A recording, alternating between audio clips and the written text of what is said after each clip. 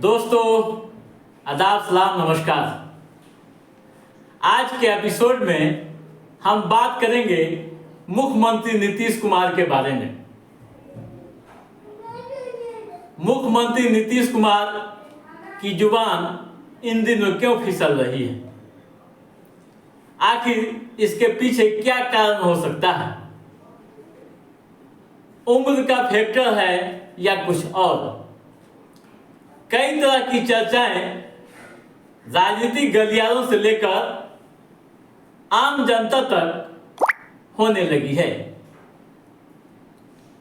2024 के चुनाव की सरगर्मी एक तरफ बढ़ी हुई है, तो वहीं मुख्यमंत्री नीतीश कुमार की फिसलती जुबान को लेकर कई तरह के सवाल उत्पन्न हो रहे हैं।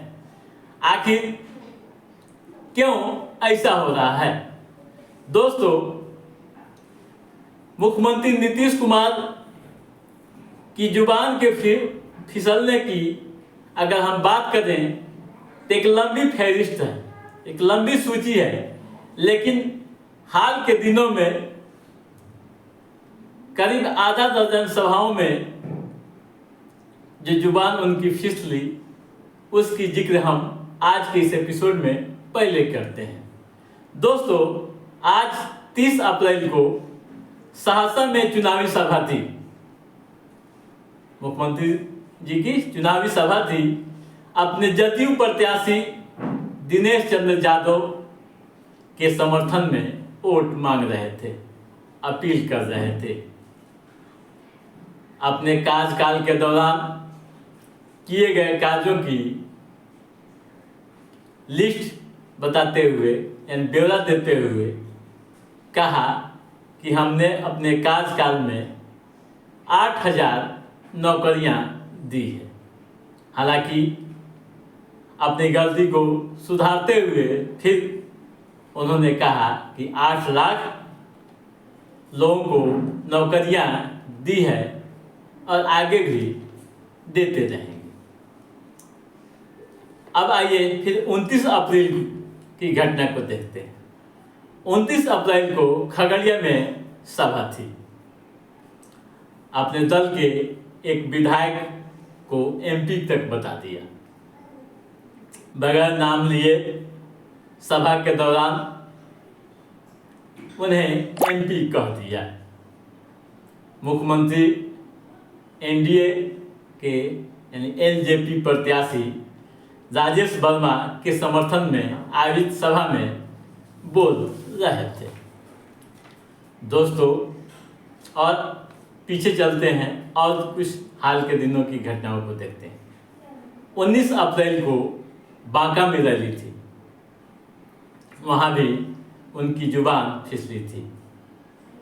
उन्होंने राजद पर निशाना साधते हुए, हमला बोलते हुए कहा था कि 2 बार 1.5 महीने के लिए आरजेडी के साथ चले गए थे।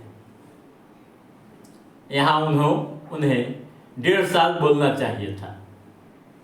आरजेडी व तेजस्वी पर हमला बोलते हुए ये बात कही थी।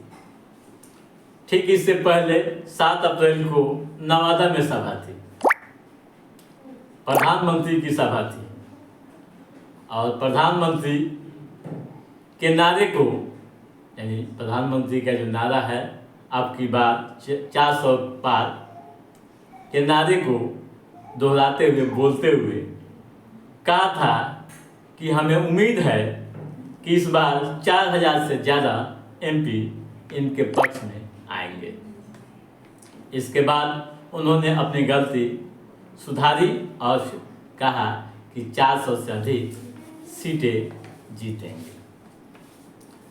दोस्तों, ये हुई हाल के दिनों की ये घटनाएं कि कैसे उनकी जुबान फिसल रही थी।